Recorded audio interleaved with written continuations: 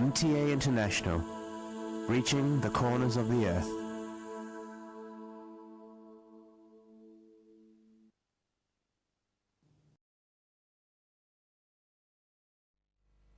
صلی علی رسولنا صلی علی محمد صلی علی نبینا صلی علی محمد صلی علی کریمنا صلی علی محمد صلی علی حبیبنا صلی علی محمد صلی علی امامنا صلی علی محمد صلی علی نبینا صلی علی محمد صلی علی رسولنا صلی علی محمد صلی علی شفیعنا صلی علی محمد صلی علی کریمنا صلی علی محمد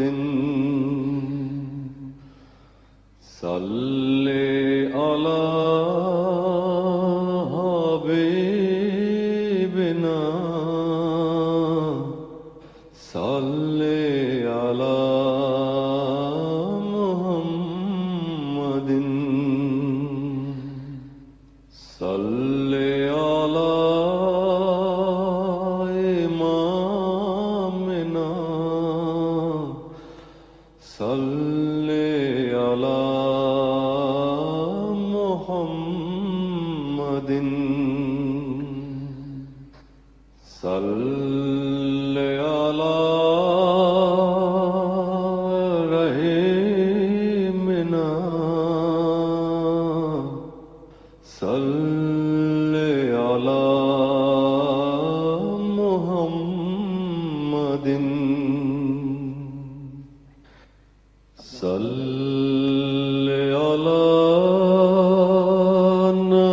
نبینا صلی علی محمد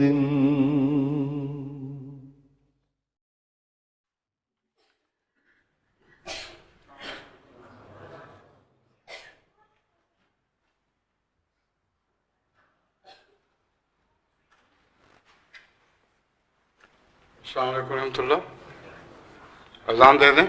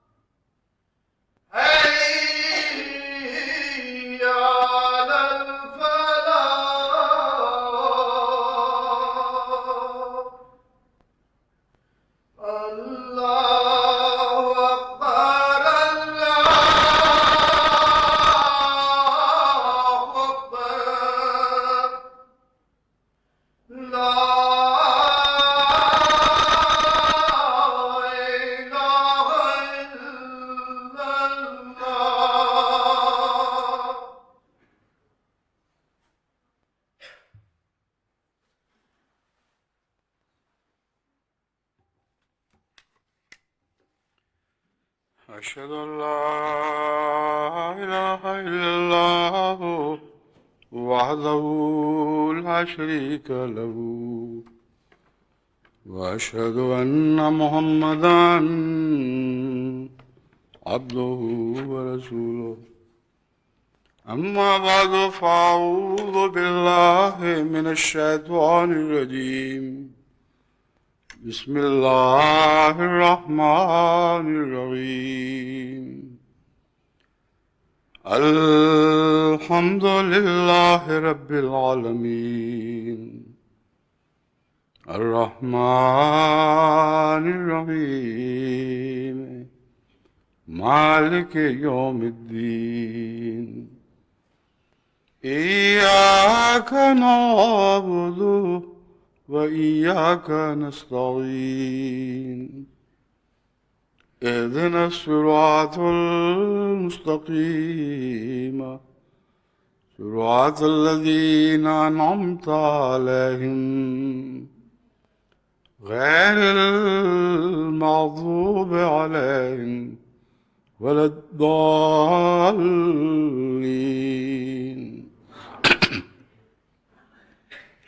ومن أظلم ممن افترى على الله الكذب وهو يدعى إلى الإسلام والله لا يهدي القوم الظالمين يريدون ليطفئوا نور الله بأفواههم والله متم نوره ولو كره الكافرون هو الذي أرسل رسوله بالهدى ودين الحق ليظهره على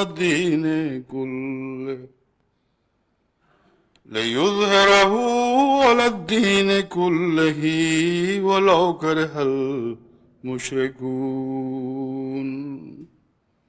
سورہ صف آیات 8 تا 10. ان آیات سے متعلق خطاب سے پہلے چند اعلانات ہیں. ایک تو جماعت احمدیہ نائجیریا کا جلسہ سالانہ آج 22 دسمبر سے شروع ہو رہا ہے. 3 دن جاری رہ کر 24 دسمبر کو اختتام پذیر ہوگا. دوسرے جماعت احمدیہ ویسٹ کوسٹ USA کا جلسہ سالانہ آج 22 دسمبر کو منعقد ہو رہا ہے اور امیر صاحب یونائٹڈ اسٹیٹس مکرم MM احمد صاحب بھی خدا کے فضل سے وہاں شرکت کے لیے تشریف لے گئے ہیں. یہ اس لیے بتانا ضروری تھا کہ ان کی طبیعت پیچھے کافی خراب رہی اور میں دعا کی تحریک بھی کرتا رہا ہوں. اللہ تعالیٰ نے خدا کے فضل سے شفا بھی بخشی اور اتنی طاقت عطا فرما دی کہ واشنگٹن سے لاس اینجلس کا سفر اختیار کیا اور اب وہ نفس نفیس وہاں شمولیت فرما رہے ہیں. مجلس انصار اللہ جماعت ہالینڈ کا ایک اجتماع ہے سالانہ تربیتی، وہ آج سے شروع ہو رہا ہے. 3 دن تک یہ اجتماع جاری رہے گا. اسی طرح جماعت احمدیہ سوئٹزرلینڈ کا بھی ایک سالانہ تربیتی اجتماع ہے جو آج منعقد ہو رہا ہے، 25 دسمبر تک جاری رہے گا. مجلس انصار اللہ انڈونیشیا کا سالانہ اجتماع اور مجلس شورا آج سے شروع ہو رہے ہیں. پہلے 2 دن اجتماع اور آخری روز شورا کا انعقاد ہوگا. مجلس انصار اللہ ناروے کی 5ویں مجلس شورا 24 دسمبر بروز اتوار منعقد ہوگی. ان تمام ملکوں کے عمراء نے اس خواہش کا اظہار کیا ہے کہ ان کی طرف سے تمام دنیا کی جماعتوں کو السلام علیکم ورحمۃ اللہ وبرکاتہ کا تحفہ پہنچایا جائے اور درخواست کی جائے کہ وہ ان اجتماعات کو اپنی دعاؤں میں یاد رکھیں. اللہ ہر پہلو سے بابرکت بنائے اور جو برکتیں شامل ہونے والوں کو نصیب ہوں وہ دائمی ہوں، چند دن رہ کر پیچھے ساتھ چھوڑ جانے والی نہ ہوں.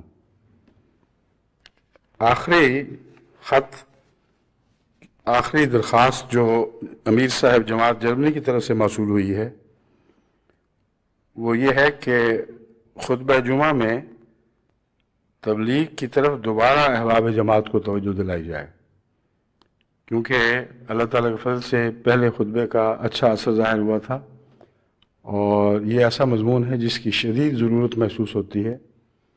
امیر صاحب جرمنی نے اپنے بعض ساتھیوں کے ساتھ بہت محنت کے ساتھ تبلیغ کی ذمہ داری کو نبھانا شروع فرمایا ہے، یہاں تک کہ وہ ایک ایک جماعت میں پہنچ رہے ہیں اور وہاں جا کر یا بعض جماعتوں کے مراکز بنا کر وہاں پہنچ رہے ہیں، اور از خود بڑی محنت سے ان کی تبلیغی پروگراموں کا جائزہ لے رہے ہیں، نئے مشورے ان کو عطا دے رہے ہیں، اور اس طرح جماعت جرمنی میں ایک بہت بڑی تبلیغی مہم کا آغاز ہو چکا ہے، جس میں کثرت کے ساتھ جرمن جماعت کے احمدی شامل ہیں۔ اس سلسلے میں وہ فرما رہے تھے، انہوں نے خط بھی لکھا اور فون پہ بھی درخواست بھیجی کہ میں ضرور سمجھتا ہوں کہ آپ براہ راست اگر کچھ کہہ دیں گے تو ہماری اس مہم کے حق میں ہوا چل پڑے گی۔ یہ امر واقعہ ہے کہ جب بھی اللہ تعالیٰ جماعت احمدیہ کے کسی خلیفہ کو بھی کسی تحریک کی توفیق عطا فرماتا ہے، تو جس طرح غیر معمولی طور پر لبیک لبیک کی آوازیں اٹھتی ہیں اور جماعت تیزی سے اس طرف چل پڑتی ہے، ویسا اثر دوسری تحریکات میں نہیں ہے۔ اور یہ بات بھی اللہ تعالیٰ کے فضل کے ساتھ خلافت احمدیہ کی ضرورت پر ایک نشان ہے، ایک دلیل ہے، ایک برہان ہے، جس کا کوئی جواب نہیں، نہ عقلی طور پر نہ تمثیل مثال کے طور پر۔ دنیا بھر میں کسی آواز کو خدا نے وہ طاقت نہیں بخشی کہ وہ آواز اٹھے تو ساری دنیا کے کونے کونے سے نہ صرف زبانیں تائید کا اقرار کریں، اطاعت کا اقرار کریں، بلکہ سارا جسم، سارا وجود اس کی تائید میں اپنے آپ کو اس طرح پیش کر دے جس سے وہ آدم کو سجدہ کرنے والا مضمون ہو۔ یعنی شرک سے ہٹ کر جو سجدہ بھی آدم کو جائز ہے، وہ سجدہ خلافت سے تعلق رکھتا ہے، اور انہی معنوں میں نے یہ مثال دی ہے۔ اور خلافت احمدیہ حقہ کے لیے لازم تھا کہ خدا طبیعتوں میں وہی میلان سجدہ پیدا فرمائے جو آدم کے لیے ان معنوں میں تھا کہ چونکہ خدا کی آواز کی پیروی کر رہا ہے اس لیے اس کی اطاعت کرو۔ تو یہ ہمارا تجربہ اتنا وسیع ہے۔ پچھلے دنوں مجھے یاد ہے جب وہ خطبہ دیا تھا جس میں کینیڈا کو بیدار کرنے کی کوشش کی تھی یا جوڑا تھا، اس پر اس کثرت سے خط آئے ہیں کہ میں حیران ہو جاتا ہوں دیکھ کر، مردوں، عورتوں اور بچوں کے۔ وہ کہتے ہیں ہم سے کوتاہی ہوئی، جو سابقہ غفلتیں تھیں ان کو معاف کیا جائے۔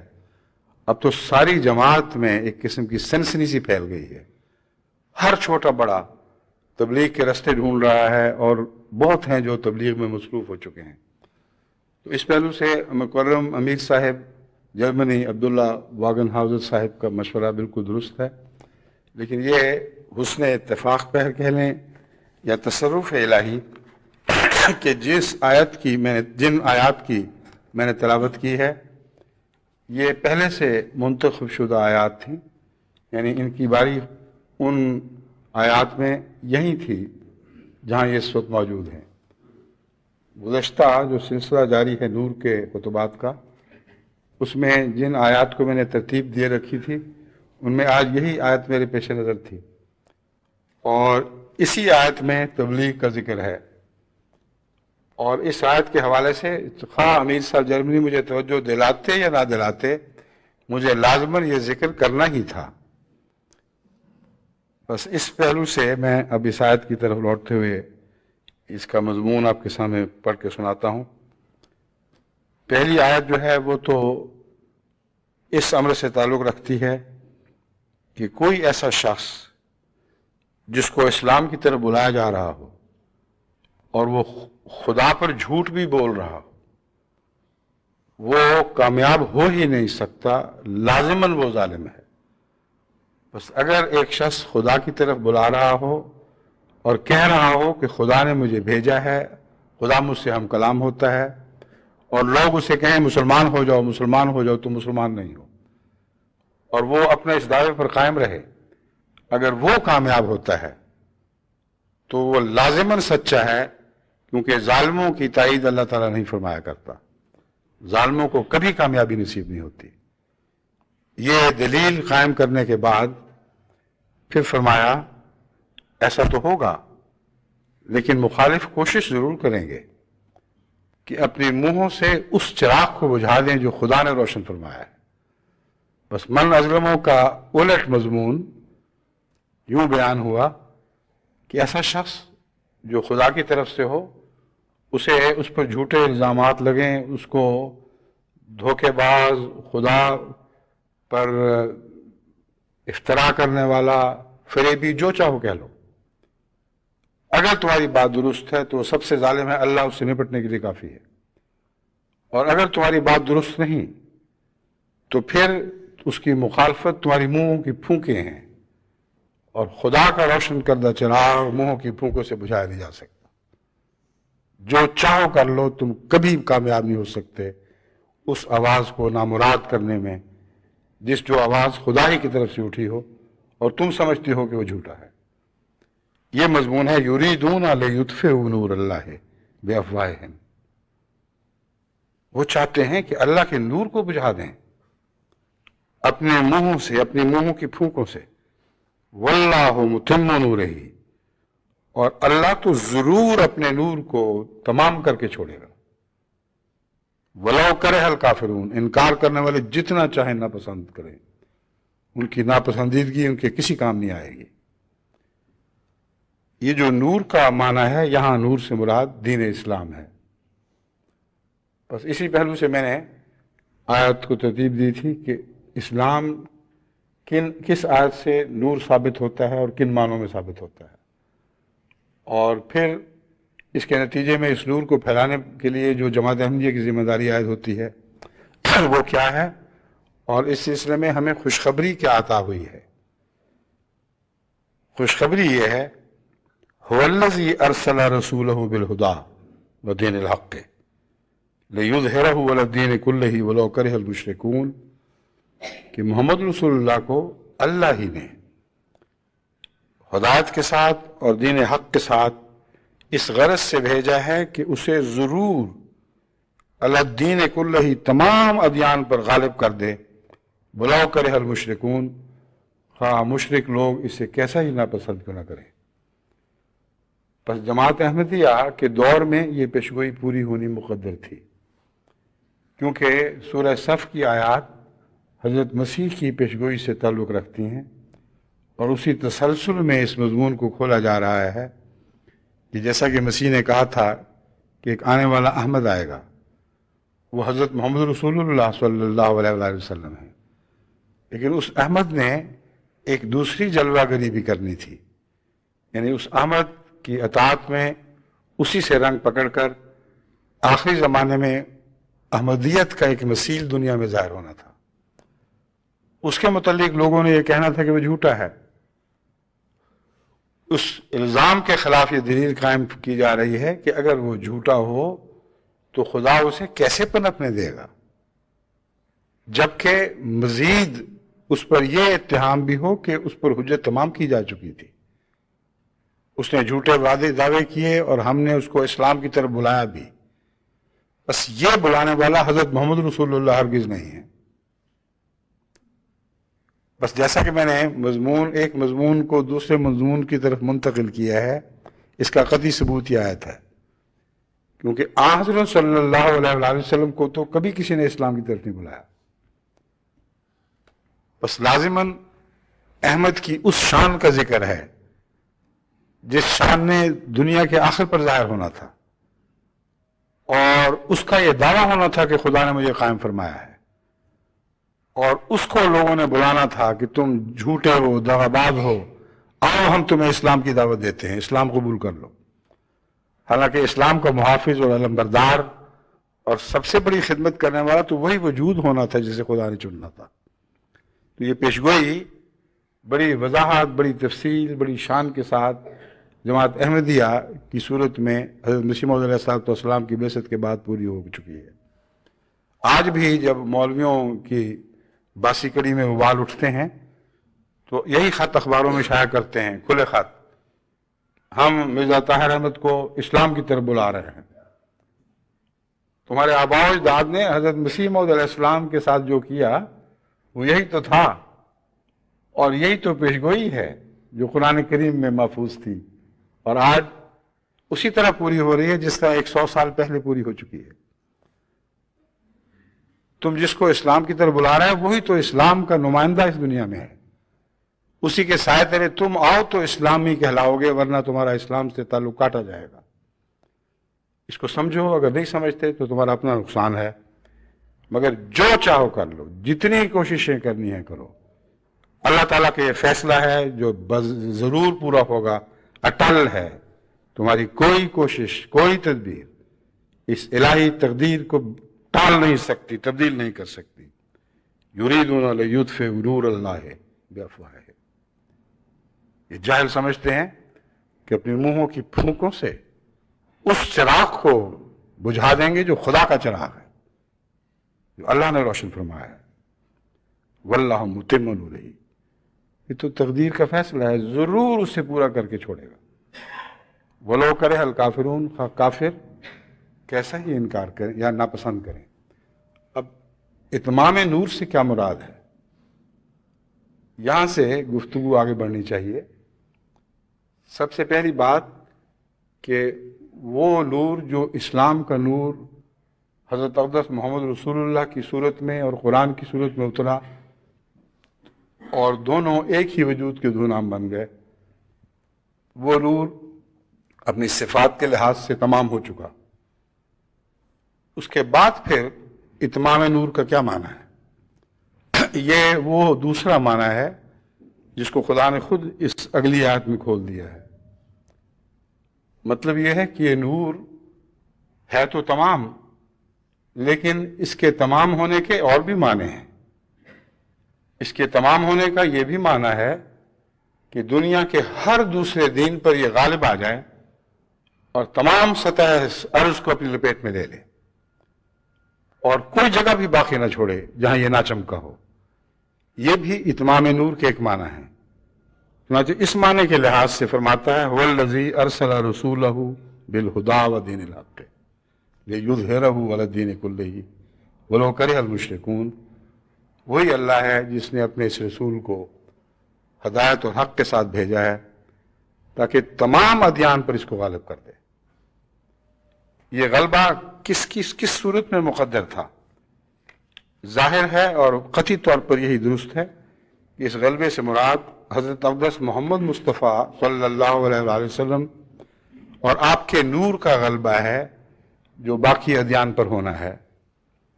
مگر آج 1400 برس ہونے کو آئے، ابھی تک وہ بدنصیب انسانیت کا حصہ جو اسلام کا اور اس نور کا انکار کر رہا ہے، عددی لحاظ سے مسلمانوں سے بہت زیادہ ہے، اور مسلمانوں کی تعداد 25% سے دنیا کی آبادی کی 25% سے زائد نہیں ہے. اور تمام ادیان پر اسلام کا غلبہ ابھی تک ہو نہیں سکا. تو کن لوگوں کے ہاتھوں میں کیسے مقدر تھا، اس سلسلے میں بعض گزشتہ بزرگوں، جنہیں بزرگان سلف کہا جاتا ہے، ان کے حوالے میں آپ کے سامنے رکھتا ہوں تاکہ ایسے بزرگوں کے اقوال سے اس بات کو کھولوں کہ جن کی مخالفت کی کسی ملا کو جرت نہیں ہے، اور جن کی بزرگی ان کے لیے تسلیم شدہ حقیقت ہے. حضرت مولانا محمد اسماعیل صاحب شہید، آپ کی بہت عزت ہندوستان میں ہے، بہت بڑی تعداد میں آپ کو عظیم بزرگ اور اپنے وقت کا مجدد ماننے والے موجود ہیں ہندوستان میں بھی اور پاکستان میں بھی. وہ فرماتے ہیں منصب امامت از مولانا محمد اسماعیل شہید، صفحہ 70، مطبوعہ آئینہ ادب، چوک مینار، انارکلی، لاہور، مطبوعہ 1967 عیسوی. فارسی کا کلام ہے. وظاہر است کہ ابتدائی ظہور دین در زمان پیغمبر صلی اللہ علیہ وسلم بے وقوع آمد و اتمام از دست حضرت مہدی واقعہ خواہد گردید اب اگر فارسی تلفظ میں غلطی ہو گئی تو میں معذرت چاہتا ہوں. ترجمہ یہ ہے، یعنی ظاہر ہے کہ دین کی ابتدا حضرت رسول مقبول صلی اللہ علیہ وعلی آلہ وسلم سے ہوئی. ابتدائے ظہور دین در زمان پیغمبر صلی اللہ علیہ وسلم، لیکن اس کا اتمام مہدی کے ہاتھ پر ہوگا. اور یہاں جس اتمام کی خوشخبری ہے یہ مہدی کے وقت کے ساتھ منسلک ہے، اور مہدی کے زمانے ہی میں یہ اتمام والا حصہ اپنے بڑی شان کے ساتھ پورا ہوگا. حضرت امام فخر الدین رازی رحمۃ اللہ علیہ لکھتے ہیں، تفسیر رازی جز نمبر 16 تفسیر سورہ توبہ صفحہ 40 زیر آیت حاضہ زیر عنوان الوجہ الثانی. حضرت انہوں نے یہ روایت درج کی ہے اپنی اس کتاب میں، اس حوالے کے ساتھ جو میں نے بیان کی ہے وہاں آپ تلاش کریں، وہیں ملے گی آپ کو. حضرت ابو ہریرہ رضی اللہ تعالیٰ عنہ سے مروی ہے کہ اس آیت میں وعدہ ہے کہ اللہ تعالیٰ تمام دینوں پر اسلام کو غالب کرے گا، اور اس وعدے کی تکمیل مسیح موعود کے وقت میں ہوگی. اور صدی کہتے ہیں، صدی ہے یہ لفظ سے صدی ہے، صدی کہتے ہیں کہ یہ وعدہ مہدی موعود کے زمانے میں ہوگا. پر سینکڑوں سال پہلے جو چوٹی کے بزرگ مفسرین تھے یا دیگر بزرگ، انہوں نے اس آیت کا منطوق یہی سمجھا کہ یہ لازمی طور پر پورا ہونے والا وعدہ مسیح موعود یا مہدی موعود کے دور میں پورا ہوگا.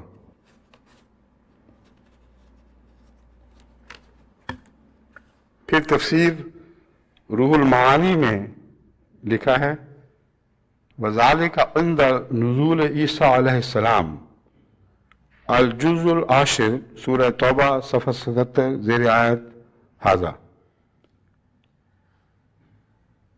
پھر ہے، یعنی اکثر مفسرین اس امر کے قائل ہیں، یہ پوری عبارت کا یہ ترجمہ ہے جو میں پڑھ کے سنا رہا ہوں. اکثر مفسرین اس امر کے قائل ہیں کہ یہ وعدہ مسیح موعود کے زمانے میں پورا ہوگا. عند نزول عیسیٰ علیہ السلام کے الفاظ ہیں، ترجمہ کرنے والے نے مسیح موعود لکھا ہے، جس کا مطلب ہے احمدی نے ترجمہ کیا ہے، اور ان کے نزدیک چونکہ عیسیٰ اور مسیح ایک ہی چیز کے دو نام ہیں، اور مسیح موعود کا محاورہ رائج ہو چکا ہے، اس لیے انہوں نے مسیح موعود ترجمہ کر دیا ہے. مگر میرے نزدیک ترجمے کے وقت یہ اسلوب درست نہیں ہے. ترجمہ بیان ہی وہی کریں جو اصل میں ہے، اور تشریح میں بتائیں کہ چونکہ پہلا مسیح فوت ہو چکا ہے اور موعود مسیح اس کی خوبو پر آئے گا، اس لیے ہم یہ نتیجہ نکالنے میں برحق ہیں کہ یہ پیشگوئی مسیح موعود کے متعلق ہے. بس یہ آئندہ سے جب یہ ترجمے پیش ہوں تو یہ درستی دیکھ لیا کریں، آپ کر لیا کریں، کیونکہ یہ میرے ہاتھ کا ترجمہ نہیں ہے، یہ پہلے کا ترجمہ ہوا ہے جس سے ہمارے پریس سیکرٹری صاحب نے اس کو اٹھا لیا ہے. تو ترجمہ اب یہی بنتا ہے، سب وہ اکثر مفسرین اس امر کے قائل ہیں کہ یہ واقعہ یعنی اسلام کا غلبہ دوسرے ادیان پر عیسیٰ علیہ السلام کے نزول کے وقت ہوگا.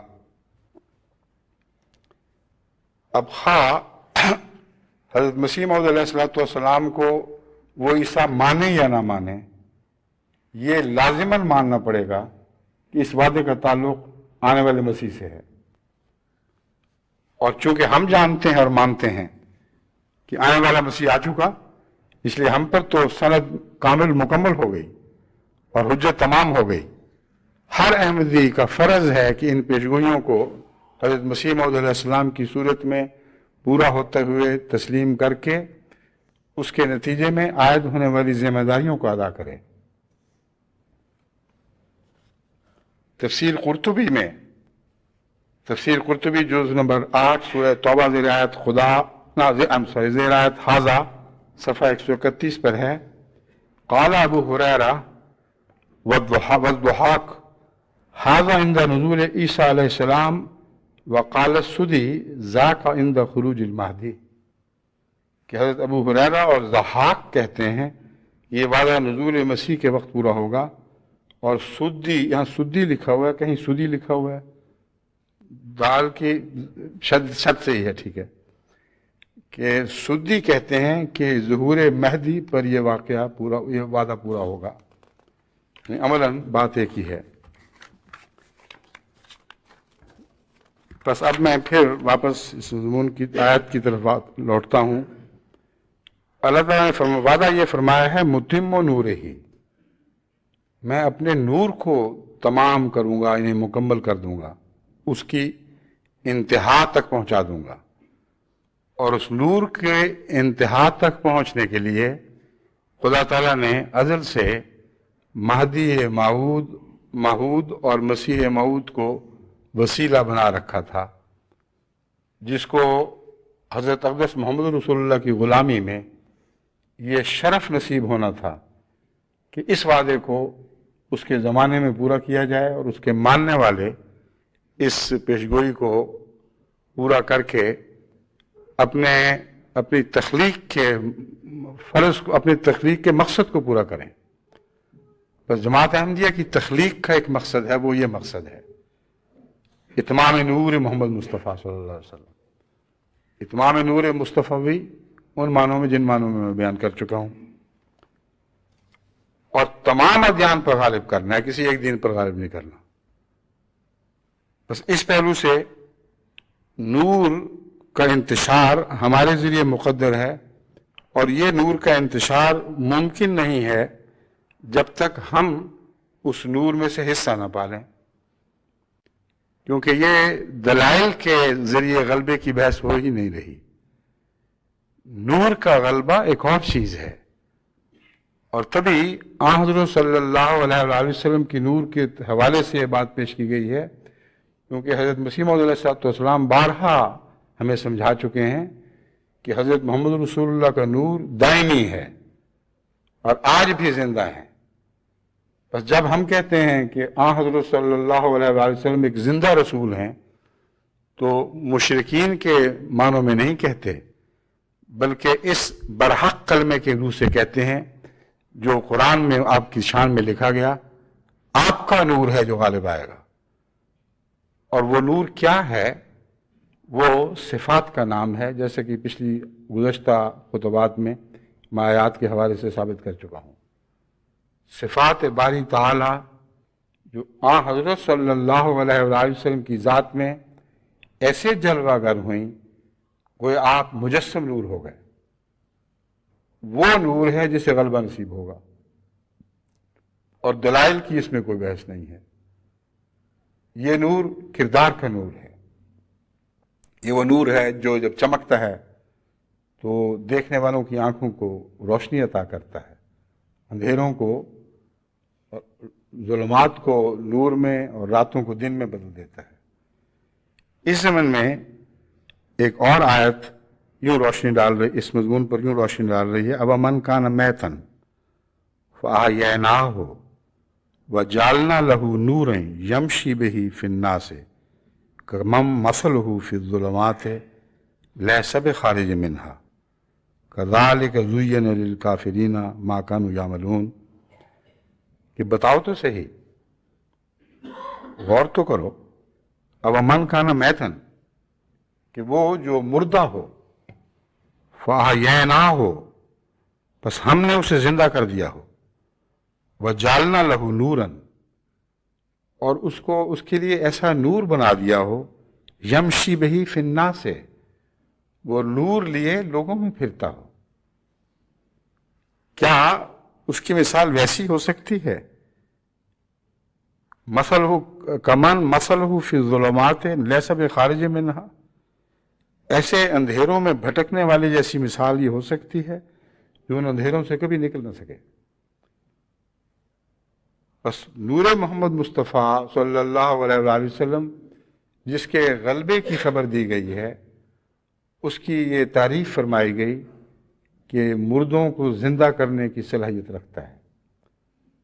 और खुदा जब ज़िंदा कर देता है इन मुर्दों को, تو ہر زندہ ہونے والے مردے کو ایک نور عطا کرتا ہے، اور وہ نور لے کر عوام الناس میں بنی نوع انسان کے اندر پھرتے ہیں اپنی روشنی کو لیے ہوئے، اور ہر آدمی ان کی روشنی سے ان کو پہچان سکتا ہے۔ یہ نور ہے جس کے حق میں غلبے کا وعدہ ہے۔ بس اگر جماعت احمدیہ نے تبلیغ کرنی ہے تو اس نور سے لازماً حصہ لینا ہوگا، اور تبلیغ تو ہمارا فرض منصبی ہے، ایسا فریضہ جس سے کوئی بھی آزاد نہیں۔ چھوٹے بچے بھی اپنی توفیق کے مطابق تبلیغ کر سکتے ہیں اور کرتے ہیں، اور اللہ کے فضل سے ان کی بھولی بھالی صاف باتوں کا بھی دوسرے بچوں پر گہرا اثر پڑتا ہے۔ مگر میں نے دیکھا ہے کہ جو عیسائی متعصبین سے بحثوں میں مبتلا رہتے ہیں، بسا اوقات کبھی بھی اس کا نیک انجام نہیں ہوا، مگر جو اپنے کردار کے ساتھ اثر انداز ہو جاتے ہیں، ان بچوں پر نیک اثر ڈالتے ہیں، ان کو اپنے گھروں پہ بلاتے ہیں، ان کی کایا پلٹ جاتی ہے۔ بچپن ہی سے ان کے اندر اسلام کی محبت پیدا ہونی شروع ہو جاتی ہے۔ ابھی کل ہی ایک علاقے کے اسکول کے بچے مجھے ملنے آئے، اور 3 بچے عیسائی تھے اور 3 احمدی بچے تھے، اور ان تینوں نے یہ بتایا کہ یہ ہمارے دوست ہیں، ان کو دیکھ کر ہمیں توجہ پیدا ہوئی ہے، ان کے ساتھ رہ کر ہمیں دل میں خواہش پیدا ہوئی کہ آپ سے بھی ملاقات کریں۔ اور ملاقات کے وقت میں حیران ہوا، ان کے طرز گفتگو، ان کا انداز ایسا سلجھا ہوا تھا، اور لگتا تھا پہلے ہی ایک تعلق قائم ہو چکا ہے۔ تو بچے بھی خدا کے فضل سے تبلیغ کی صلاحیت رکھتے ہیں، اور اپنے اپنے دائرے میں اپنے نیک عمل اور نیک نمونے کے ذریعے وہ اپنے ماحول کو روشنی عطا کر سکتے ہیں، اگر وہ خود روشن ہو چکے ہوں۔ بس روشنی شرط ہے، نور شرط ہے، پھر جتنا بھی آپ سفر کریں گے وہ نور ہی کا سفر ہوگا۔ جہاں جائیں گے آپ کو مردوں کو زندہ کرنے کی طاقت عطا کی جائے گی، جیسا کہ اللہ تعالیٰ فرماتا ہے یہ کام اللہ تعالیٰ ہی کرتا ہے دراصل، لیکن جب مردہ زندہ ہوتا ہے تو اس کو نور مل جاتا ہے۔ بس اس میں 2 پہلو ہیں جن کو میں نمایاں طور پر آپ کے سامنے رکھتا ہوں۔ جرمنی کی جماعت سے خصوصیت سے یہ بار بار سوال اٹھایا گیا ہے کہ ان لوگوں کی تربیت کیسے کی جائے، اور تربیت کے متعلق انہوں نے بہت ہی عمدہ کاروائیاں بھی کی ہیں، مگر تربیت کا آخری مرکزی نقطہ وہی ہے جو اس آیت میں بیان ہوا ہے کہ اگر تم اپنے نور سے کسی کو زندہ کرو گے جو خدا کی طرف سے تمہیں عطا ہوا ہے، تو زندہ ہونے والا ضرور نور حاصل کر لے گا، اور اگر دلائل سے کرو گے تو دلائل کی مار میں وہ تم سے دور بھی ہٹ سکتا ہے، مگر جسے خدا کا نور نصیب ہو جائے وہ کبھی دور نہیں جا سکتا۔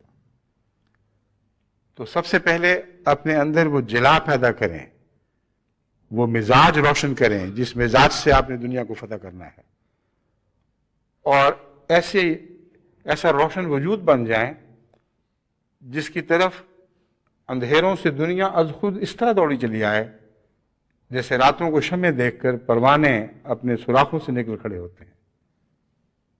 وہ جو اڑنا نہیں جانتے ان کو بھی اللہ پر عطا کر دیتا ہے، اور وہ نور پر ایسا فدا ہوتے ہیں کہ مسلسل اس کی طرف جاتے ہوئے اپنی جانیں بھی فدا کر ڈالتے ہیں، اور وہی نور کی محبت ان کے دل میں جو پیدا ہوتی ہے، اسی کے نتیجے میں، اسی تعلق میں پھر ان سے وہ نسلیں پیدا ہوتی ہیں جو آگے بڑھتی ہیں اور ان کی نشو و نما اور ان کے دوام کا موجب بن جاتی ہیں۔ ان کی تولید کا نظام اس نوری محبت کے ساتھ منسلک فرما دیا گیا ہے۔ بس آپ کو بھی ویسا ہی نور بننا ہوگا کہ اندھیروں سے از خود پروانے نکل کر آپ کی طرف آئیں۔ پروانوں کو کوئی بلانے والی آواز شمع کے رخ سے ہٹا نہیں سکتی۔ ناممکن ہے کہ پروانے نور کو دیکھ لیں اور رستے میں کچھ ان کو بہکانے والے اور بھڑکانے والے اور وساوس پیدا کرنے والے یہ دل میں بات پھونک دیں کہ یہ شمع تو تمہیں جلا دے گی، بہت بری ہے، قربانیاں دینی پڑیں گی، اس کی طرف نہ ہی جاؤ تو اچھا ہے۔ جو مرضی کریں انہوں نے تو جانا ہی جانا ہے، کیونکہ نور کے ساتھ اندھیروں میں رہنے والے جن کے اندر نور کی پہچان کی صلاحیت ہو، ایک عشق کا تعلق رکھتے ہیں، اور عشق ہر قسم کی دلیل پر غالب آ جاتا ہے۔ وہی مضمون جو ایک شعر میں نے پہلے بھی آپ کے سامنے رکھا، اس موقع پر ہمیشہ وہ یاد آتا ہے کیونکہ بہت ہی لطف اور بڑا طاقتور شعر ہے۔ یہ تو نے کیا کہا نا سے، نہ جانا کوئی جانا میں۔ اے ناصد کیا بات کہہ گئے ہو تم کہ اپنے محبوب اپنے معشوق کے کوچے میں نہ جاؤں؟ ہمیں تو راہ رگوں کی ٹھوکریں کھانا مگر جانا، ہمیں تو رستہ چلتے مسافر ٹھوکریں مارتے رہیں، تب بھی ہم نے جانا ہی جانا ہے۔ بس وہ جو کہتے ہیں کہ فلاں مولوی نے بہکا دیا، ترک علماء رستے محال ہو گئے، افغان علماء آ گئے، فلاں علماء نے جو بوسنین یا البینین علماء تھے انہوں نے آ کر لوگوں کو بہکا دیا، ان کو میرا جواب یہ ہے کہ اگر آپ نور کے ذریعے تبلیغ کریں، اپنی طبیعت کے نور کو سیخل کریں، تو مجال نہیں کسی کی کہ ان کو بہکا سکے۔ ان کا تو وہی حال ہوگا کہ ہمیں تو راہ رگوں کی ٹھوکریں کھانا مگر جانا۔ اور خدا کے فضل سے ایسے لوگ پیدا ہو چکے ہیں، اور بسا اوقات جہاں یہ اس قسم کی منفی اطلاعیں ملتی ہیں کہ فلاں حائل ہو رہے ہیں فلاں حائل ہو رہے ہیں، وہاں ایسی مثبت اور دل کو پگھلا دینے والی نشانیاں بھی ملتی ہیں، نظر آتی ہیں، یا ایسی روایات میں جو بھیجی جاتی ہیں کہ بعض نو مسلم بوسنینز کے پاس علماء پہنچے، بعض غیر ملکوں کے نمائندے تھے، جب ان سے باتیں کی اور ان سے روکا کہ دیکھو اس رستے پہ نہ جائیں، تو انہوں نے جواب دیا کہ تم کدھر سے کس سے روکنے کے لیے میں آئے ہو؟ خبردار ہے جو آئندہ اس طرف رخ کیا، ہم نے تو روشنی پا لی ہے، ہمیں تو جس چیز کی تلاش تھی ہم نے دیکھ لیا ہے، اب تم جو چاہو کرو، ہم ان سے پیچھے نہیں ہٹ سکتے، ہم نے ضرور جانا ہی جانا ہے۔ اور یہی وہ لوگ ہیں جو اپنے ساتھ اور لوگوں کو تیار کرتے چلے جا رہے ہیں۔ جتنی آوازیں اٹھ رہی ہیں کہ نہیں جانا نہیں جانا، یہ رستہ نہ پکڑو، اتنے ہی زور اور شدت کے ساتھ ان لوگوں کا رجحان ہو رہا ہے جو نور یافتہ ہیں اور جن کو احمدیت کے نور کا مزہ حاصل ہو چکا ہے، ان کی کایا پلٹ چکی ہے، ان کے آثار بدل گئے ہیں۔ حیرت ہوتی ہے ان سے مل کر، بعض کے اندر ایسی فدائیت ہے جیسے کوئی اعلیٰ پرورش یافتہ پیدائشی احمدی ہو، بعض ان کو بھی مات کرتے دکھائی دیتے ہیں۔ تو نور میں زندہ کرنے کی صلاحیت ہے، اس لیے کہ یہ نور مصطفی ہے۔ اگر یہ نور مصطفی نہیں تو اس نور کے کوئی معنی نہیں، بے حقیقت ہے۔ اور نور مصطفی محمد رسول اللہ صلی اللہ علیہ وآلہ وسلم سے تو حاصل کیا جائے گا۔ یہ وہی نور ہے جس کا قرآن کریم میں دوسری جگہ ذکر آ چکا ہے کہ وہ تنہا روشن ہوا تھا خدا کی نمائندگی میں، وہ ایک تھا جس کے اندر اللہ کا نور چمکا ہے، اور دیکھتے دیکھتے دوسرے گھروں میں، ایسے گھروں میں وہ نور روشن ہو گیا جن کے متعلق خدا نے فیصلہ کر رکھا تھا کہ ان کے مرتبے اور مقام کو ہمیشہ بڑھاتا رہے گا۔ بس آج وہ دور پھر آیا ہے، آج فتح اسی نور کی ہوگی جس نور کی فتح کل ہم دیکھ چکے ہیں، جس نور میں یہ صلاحیت تھی کہ 1 سے 2 اور 2 سے 4 ہوتا چلا جائے۔ وہ صلاحیت آج بھی زندہ ہے کیونکہ وہ نور زندہ ہے۔ بس اسے اپنا لو تو تمہاری تبلیغ کی تمام مشکلات رستے سے ہٹ جائیں گی۔ ایک خاتون کے متعلق کل ہی خط ملا کہ بالکل ان پڑھ ہیں، کچھ نہیں ان کو آتا، مگر احمدیت کو انہوں نے صداقت سمجھ کے جب سے قبول کیا ہے وہ عاشق ہو چکی ہیں، اور سارے شہر میں انہوں نے تبلیغ شروع کر رکھی ہے۔ ایسی ایک بوسنین خاتون سے بھی امیر صاحب جرمنی نے گزشتہ دورے پر تعارف کروایا تھا، اب بھی ان کے متعلق یہی اطلاع مل رہی ہیں، وہ دن رات فدا ہیں احمدیت اور اسلام کے نور پر، اور اس نور کو آگے پھیلاتی چلی جا رہی ہیں۔ بس آپ شمعوں سے شمع پیدا کریں، یہ راز ہے جو قرآن نے ہمیں سمجھا دیا ہے۔ नाम के आदमी अगर आप खींच कर ले आए जिनमें नूर बसीरत ही ना हो, वो शमा देखकर उसके आशिक ना हुए हों, बल्कि उनका हाथ पकड़कर आप शमा के दामन में लाके खड़ा कर दें, तो आपके होने के बावजूद उनका हमेशा आपका रहना हरगिज काबिल एतमाद नहीं। कोई जमानत नहीं है कि वो आप ही के रहेंगे। कोई और उनका हाथ पकड़कर उस शमा के दामन से निकाल कर दूर ले जाए तो वो साथ चले जाएंगे, लेकिन आशिक को दूर नहीं किया जा सकता। इसने नूर देख लिया हो और फिर उससे हिस्सा पा लिया हो, वो खुद भी चमक उठा हो, वो तो दूसरों को भी खींचता है। बस ये मजमून है तबलीग हक्का का, जो कुरान ने हमें समझाया और जिसका ताल्लुक हज़रत मसीह मऊद अलैहिस्सलातु वस्सलाम और आपकी जमात से खुसूसियत के साथ बांधा है। फरमाया इस राज को समझ जाओ, तुम ज़रूर गालिब आओगे, क्योंकि खुदा का फैसला है कि हज़रत मोहम्मद रसूलुल्लाह का नूर तमाम दुनिया पर गालिब आ जाए। इस पहलू से आप तबलीग की तरफ तवज्जो करें। जहाँ तक अमूमी जायज़े का ताल्लुक है, मैं आपको ये बताना चाहता हूँ कि मेरे नज़दीक इस वक्त खुदा के फजल से जमात अहमदिया जर्मनी को गैर मामूली तौफीक अता हो रही है, और वहाँ नूर से नूर बनने वाली शमों की एक और सूरत भी है। एक दाई अल्लाह को देखकर दूसरा नूर पकड़ता है, और वो भी उसको देखकर दाई अल्लाह बन जाता है, उसको देखकर फिर और शामिल होते जाते हैं। बहुत वसी पैमाने पर काम किया जा रहा है, लेकिन अभी भी मैं समझता हूँ कि एक बड़ी तादाद उनकी ऐसी है जो पूरी तरह इसमें शामिल नहीं हुई, या शामिल हुई है तो अभी अपने नफ्स को, अपनी ज़ात को उन्होंने उस तरह चमकाया नहीं कि उन्हें नूर को मुनक्किस करने वाला वजूद कहा जा सके। बस दोनों पहलुओं से बैक वक्त तवज्जो देना ज़रूरी है। ऐसी नूर की शमें बने जिन्हें दलील की ज़रूरत और एहतियाज ना रहे, अगर तो दलील भी रोशनी है, मगर उस नूर का एक और मानों में उस नूर का एक और मजमून से ताल्लुक़ है, जो मैं इंशाअल्लाह अपने वक्त पर आप पर खोलूँगा।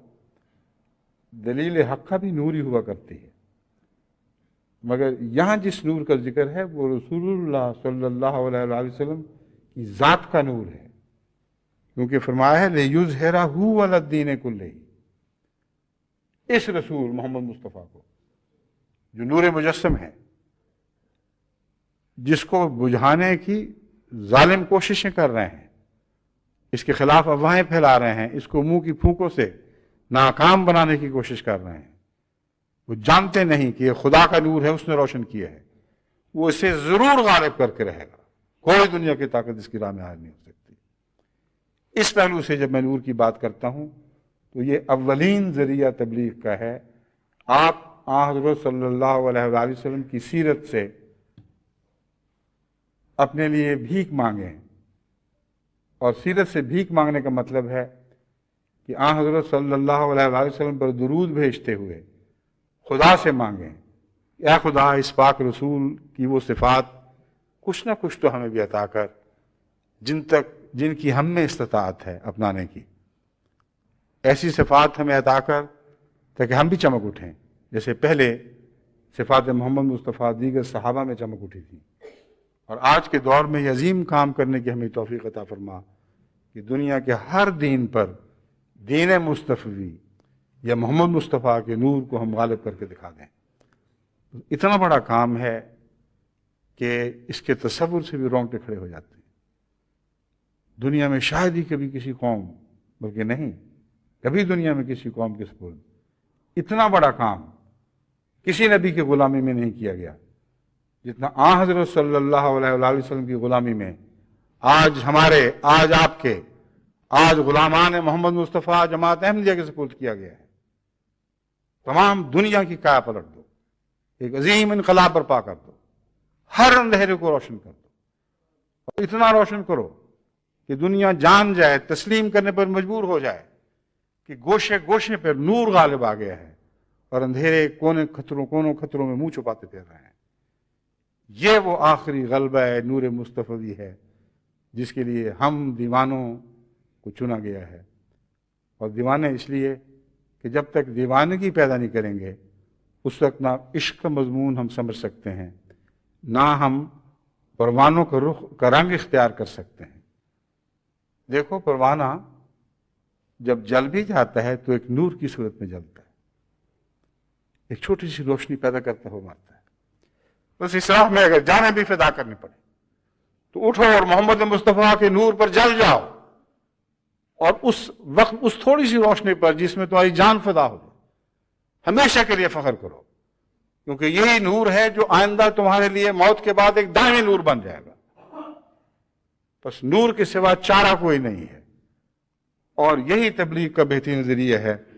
اللہ تعالی ہمیں اس کی توفیق عطا فرمائے. اب اس پیغام کے بعد میں مختصراً MTA سے متعلق کچھ باتیں آپ کے سامنے رکھنا چاہتا ہوں. تفصیل سے اس مضمون پر پھر بعد میں روشنی ڈالوں گا، لیکن یہ بتانا ضروری ہے کہ کچھ عرصے سے MTA کے خلاف کچھ سازشیں ہو رہی تھیں، اور بے حد کوشش تھی کہ ایسے موقع پر اچانک ہمیں بے بس اور نہتہ کر کے چھوڑ دیا جائے کہ ہم چاہیں بھی تو کوئی متبادل نصیب نہ ہو. یہ محض اللہ تعالیٰ کا احسان ہے، اور اس کا تعلق بھی ایک نور سے ہے کہ جب خدا تعالیٰ ایسے حالات کو دیکھتا ہے جس کا ہمیں علم نہیں، تو اللہ تعالیٰ اس وقت طبیعتوں کو جھنجھوڑتا ہے اور متوجہ کرتا ہے کہ متبادل انتظام کی کوشش شروع کر دو. چنانچہ 1 سال کا عرصہ ہوا جبکہ خدا نے میرے دل میں یہ بے چینی پیدا کی کہ موجودہ نظام پر ہرگز انحصار نہیں کیا جا سکتا، اور جماعت احمدیہ کو کسی ایک کی مرضی پر نہیں چھوڑا جا سکتا. اس لیے فوری طور پر متبادل انتظامات شروع کرو. اور بظاہر ایسی مشکلات تھیں جیسے ٹھوس دیوار سے آدمی سر ٹکرائے اور کوئی راہ نہ پائے، لیکن میرے دل میں کامل یقین تھا، رہا اور اب بھی ہے، آئندہ رہے گا، کہ یہ نظام اللہ تعالیٰ نے جاری فرمایا ہے. اس لیے کیسی مشکلات ہوں، ہمارا فرض صرف اتنا ہے کہ حتی المقدور استطاعت کے مطابق کوشش کریں. آگے راہیں کھولنا خدا کا کام ہے. چنانچہ ایسا ہی ہوا. ہر مشکل کے وقت ایک اور راستہ پیدا ہوتا دکھائی دیا، اس کی پیروی کے نتیجے میں کچھ مشکلات اور ابھریں، پھر اور راستے پیدا ہوتے دکھائی دیے، یہاں تک کہ خدا کے فضل کے ساتھ وہ چیلنج جو اندر ہی اندر کیڑوں مکوڑوں کی طرح پل رہے تھے، جو جراثیم کی طرح آخری حلہ بول کر پھٹ پڑنے کے لیے تیار بیٹھے تھے، جب وہ ظاہر ہوئے تو اس سے پہلے خدا نے ہمارا متبادل انتظام فرما دیا تھا. اور یہ تفصیل کہ آئندہ کیسے چلے گا یہ کام، اس پر میں جب تمام باتیں آخری صورت اختیار کر لیں گی پھر انشاءاللہ میں ان سے متعلق آپ کو مطلع کروں گا. سردست یہ بتانا ضروری ہے کہ جیسے کہ ٹیتھنگ پرابلمز، دانت نکالنے کے زمانے کی مشکلات ہوا کرتی ہیں، ہر نظام کی تبدیلی کے وقت ایسی کچھ مشکلات ضرور ہوتی ہیں. لیکن اگر مشکلات کے بعد کا دور پہلے دور سے بہت بہتر ثابت ہو تو یہ مشکلات معمولی دکھائی دیتی ہیں. اس لیے یقین جانیں کہ اللہ اپنے فضل کے ساتھ اس نظام کو ایک بہتر نظام میں تبدیل کر دے گا، اور اس کے لیے دعائیں بھی کرتے رہیں، اور اس کے لیے جن جن جماعت کے احباب کے ثبوت ذمہ داریاں ہیں وہ ان کو ادا کرتے رہیں. انشاءاللہ تعالی خدا تعالیٰ کے فضل کے ساتھ یہ نظام بہت بہتر اور بہت زیادہ عالمگیر منفعتیں رکھنے والا نظام ثابت ہوگا، اور آئندہ کے لیے بے فکر ہو کر انشاءاللہ ہم اطمینان کے ساتھ اپنے کام کو جاری رکھ سکتے ہیں. اور آئے دن کی مصیبت، آئے دن کی یہ اطلاعیں کہ اب یہ جو ٹرانسپونڈنٹ تھا وہ بند کر دیا گیا، اسے کسی اور پروگرام میں منتقل کر دیا گیا. آپ کا خطبہ آ رہا تھا کہ اچانک اپنا ٹیلی ویژن شروع ہو گیا، اچانک آواز بند کر دی گئی، یا اچانک وہ ڈولنے لگا سب کچھ، اور پھر ہمیں رستے رخ تبدیل کرنے پڑے. یہ تمام شکایتیں جو پیدا ہو رہی تھیں ان پر ایک یہ بھی تھی کہ عین دینی پروگراموں کے وقت غلیظ گندے ہندوستانی گانوں کے پروگرام یہ بیچ میں شروع کر دیے جاتے تھے.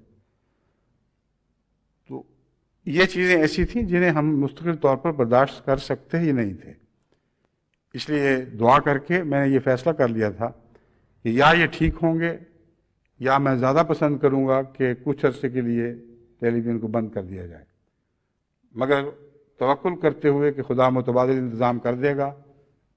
اپنے اللہ کے فضل کے ساتھ ہماری ٹیم کو کوششوں کی توفیق ملی اور وہ متبادل انتظام تقریباً اپنے پائے تکمیل کو پہنچ چکے ہیں. وقتی ناغے کا شاید ان معنوں میں ہمیں سامنا کرنا پڑے کہ 12 گھنٹے کی سروسز کی بجائے پاکستان اور ایشیا کے ممالک کے لیے ہمیں وقتی طور پر 3 گھنٹے پر انحصار کرنا پڑے، 3 گھنٹے پر راضی رہنا پڑے، مگر لمبے عرصے کے لیے نہیں، 3-4 مہینے بس، اس سے زیادہ نہیں. اس کے بعد جو نظام جاری ہوگا انشاءاللہ وہ اس چند 4 مہینے کی تکلیف کا بہت مداوع کرے گا اور 12 گھنٹے کی بجائے 24 گھنٹے کا نظام جاری ہوگا انشاءاللہ.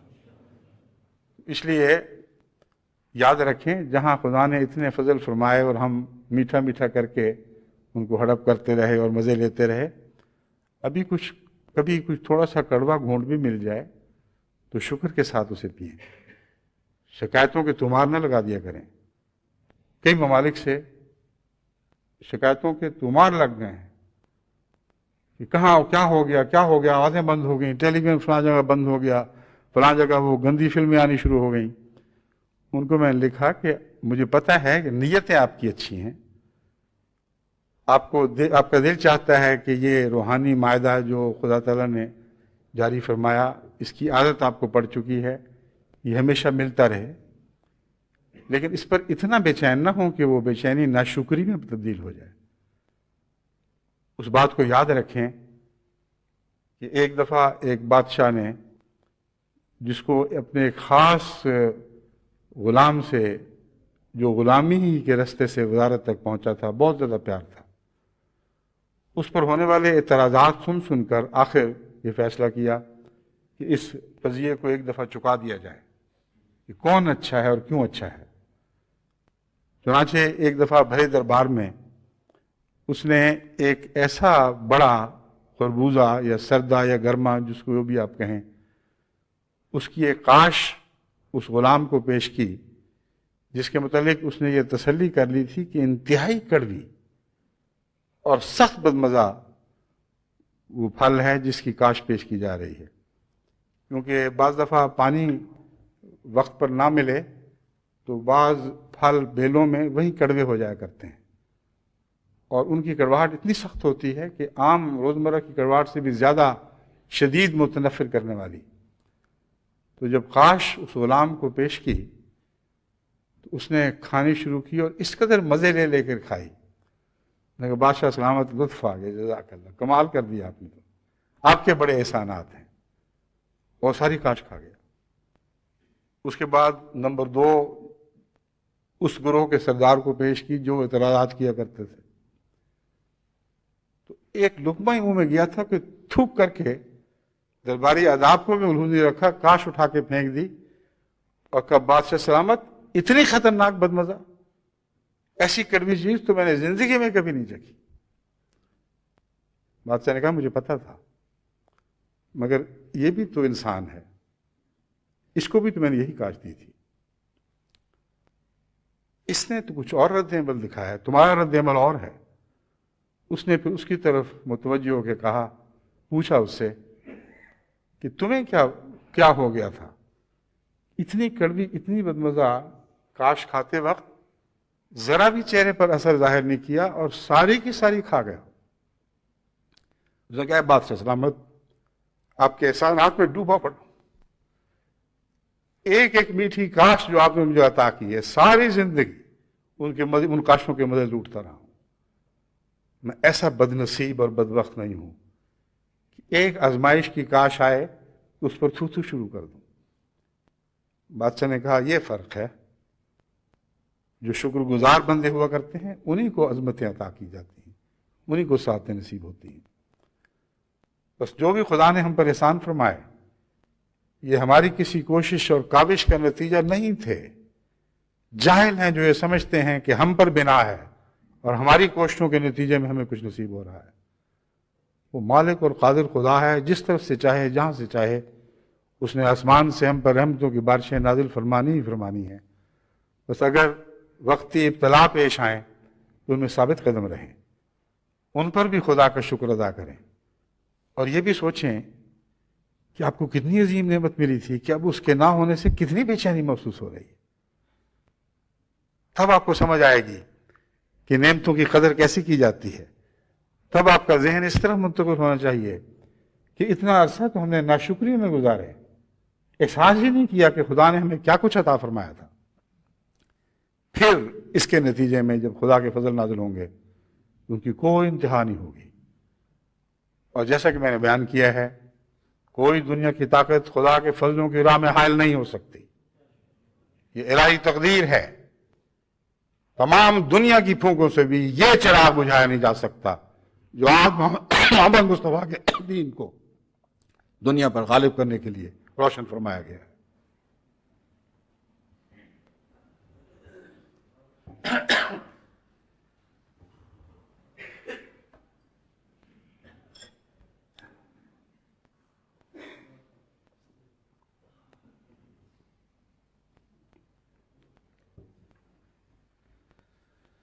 الحمد لله نحمده ونستعينه ونستغفره ونؤمن به ونتوكل عليه ونعوذ بالله من شرور أنفسنا ومن سيئات أعمالنا